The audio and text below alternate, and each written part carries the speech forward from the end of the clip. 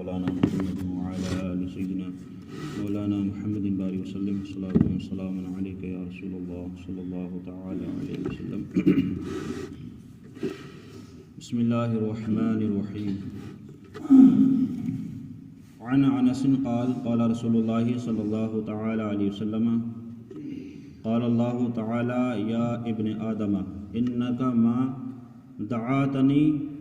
ورجوتني غفرت لك على ما كان فيك ولا أبالي يا ابن آدم. حضرت انس رضی اللہ تعالیٰ عنہ سے مروی ہے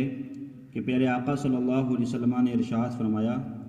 کہ اللہ تعالیٰ فرماتا ہے اے اولاد آدم، یا مطلب تمام جو ہے اولاد کو مخاطب ہوتا ہے، کیونکہ ہم سب جو ہیں وہ حضرت آدم علیہ السلام کی اولاد ہیں، تو انہی کو مخاطب کر کے اللہ تعالیٰ فرماتا ہے اے آدم کی اولاد، انکا ما دعوتنی، تم اگر مجھ سے دعا کرو گے اور میری طرف امید کرو گے، مطلب مجھ سے آس لگاؤ گے، آس کہتے ہیں امید لگانا،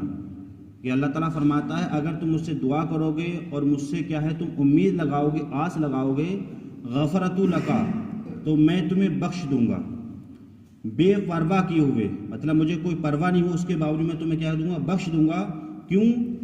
یا ابن آدم لو بلغتا ذنوبک عنان السماء، اے اولاد آدم اگرچہ تمہارے گناہ آسمان کے کناروں تک بھر دیں، مطلب تمہارے اتنے گناہ ہوں کہ جو ایک مثال دی ہے کہ اگر آسمان کے کنارے تک بھی تمہارے گناہ اگر پہنچ جائیں لیکن اس کے باوجود میں کہ تمہیں بخش دوں گا، بشرط یہ کہ تم مجھ سے کیا توبہ کرو، استغفار کرو. تو اس حدیث سے یہ دیکھیں آپ کہ اللہ کی رحمت کا کوئی حساب نہیں ہے، اللہ کی رحمت کو ہم شمار نہیں کر سکتے. اگر اللہ چاہے تو اگر ہم پوری زمین آسمان کو گناہوں سے بھر دیں، اگر اس کی رحمت چاہے تو ایک ان اور اس میں جو ہے ہمارے گناہوں کو بخش سکتی ہے، بشرط یہ کہ ہم اللہ کے ساتھ کسی کو شریک نہ ٹھہرائیں. حدیث پاک میں میرے آقا صلی اللہ علیہ وسلم نے ارشاد فرمایا آگے کہ اللہ تعالیٰ فرماتا ہے کہ اگر تم نے آسمان کے کنارے تک بھی گناہ کیے ہیں، اور آگے فرمایا کہ اگر تم نے لو فتنل بقراب الارض خطایا ثم لقیتنی لا تشرک بی شیئا لا آتیتک بقرابها مغفرہ، اگرچہ تم نے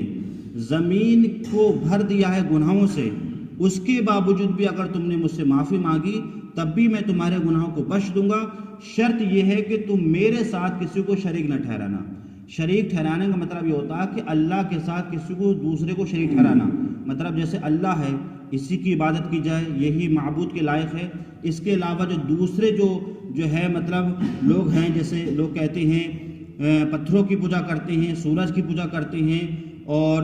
سمندروں کی پوجا کرتے ہیں، تو اگر ان کو مانگنا کہ یہ بھی اللہ ہیں یا یہ بھگوان ہیں، ان کو اگر اللہ کے ساتھ شریک ٹھہرانا، تو اللہ تعالیٰ کہتا ہے کہ اگر میرے ساتھ کسی کو شریک ٹھہرایا تب اس کی مغفرت نہیں ہے. اس کے علاوہ اگر اس نے گناہ کیے ہیں اور ایسے گناہ کیے ہیں جو زمین و آسمان کو بھر دیں گے، تب بھی میں کیا ان کے گناہوں کو معاف فرما دوں گا، بشرط یہ کہ وہ میرے ساتھ کسی کو شریک نہ ٹھہرائیں.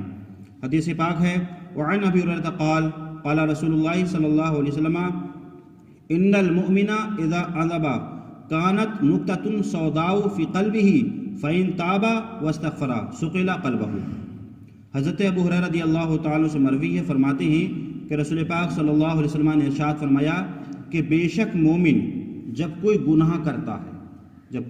کرتا ہے مومن نقطۃ سوداء فی قلبہ، تو ایک کالا نقطہ اس کے دل پر پڑ جاتا ہے. جب کوئی گناہ کرتا ہے تو ایک کالا نقطہ اس کے دل پر پڑ جاتا ہے. فَإِن تَابَ وَاسْتَغْفَرَ، اگر وہ اس گناہ سے توبہ کر لے اور بخشش اللہ کی سے مانگ لے، سُقِلَ قَلْبَهُ، تو اس کا دل بالکل صاف ہو جاتا ہے. وَإِن زَادَ زَادَتْ، اور اگر اس نے اس گناہ سے توبہ نہ کی تو یہاں تک کہ تَعْلَوْ قَلْبَهُ،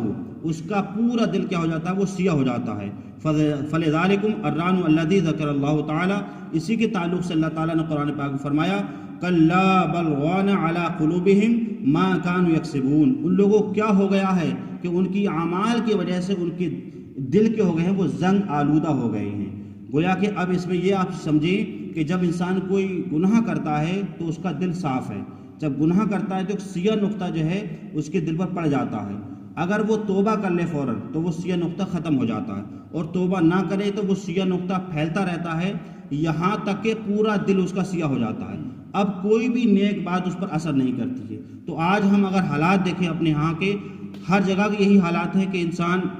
نیک بات سنتا ہے لیکن اس پر عمل نہیں کرتا۔ کیوں؟ کیونکہ اس نے اپنے گناہوں سے توبہ نہیں کی ہے۔ جب انسان توبہ کر لیتا ہے، حدیث پاک میں ہے، میرے آقا صلی اللہ علیہ وسلم ارشاد فرماتے ہیں کہ وہ گناہوں سے ایسا پاک و صاف ہو جاتا ہے جیسے وہ اپنی ماں کے پیٹ سے ابھی پیدا ہوا ہے۔ تو ہمیں یہ عادت میں شمار کر لینا چاہیے کہ ہم سے اگر جان کر کے یا بھول کر کے کوئی گناہ ہو گیا ہے تو اللہ تعالیٰ ہمیں معاف فرما دے۔ اللہ تعالیٰ بہت رحیم ہے، کریم ہے، بلکہ حدیث پاک میں یہاں تک ہے کہ اللہ تعالیٰ 70 ماؤں سے زیادہ اپنے بندوں پر رحم فرماتا ہے۔ تو کتنا کریم ہے، تو ہمیں جو ہے عادت بنانا چاہیے، اپنے گناہوں کی معافی مانگنا چاہیے۔ اللہ تعالیٰ ہمیں اور آپ کو گناہوں سے محفوظ رکھے، حدیث پاک پر عمل کرنے کی توفیق عطا فرمائے۔